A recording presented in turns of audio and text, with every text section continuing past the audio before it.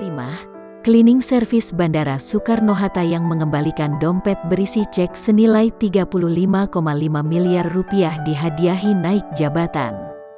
Presiden Direktur PT Angkasa Pura II Muhammad Awaludin mengatakan, pihaknya akan menaikkan jabatan Halimah sebagai bentuk penghargaan atas tindakannya.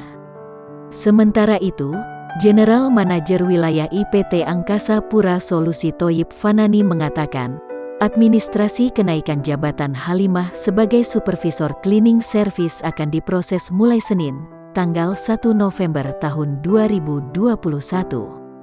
Halimah menemukan dompet berwarna coklat yang diduga milik calon penumpang itu di area Central Corridor Departure Terminal 2E Bandara Soekarno-Hatta.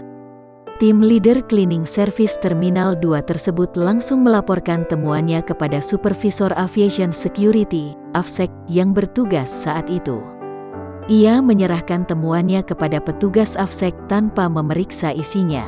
Saat diperiksa petugas AFSEC, dompet tersebut berisi 4 buah buku tabungan berbagai bank, sebuah paspor, dan 2 lembar cek senilai 35,5 miliar rupiah.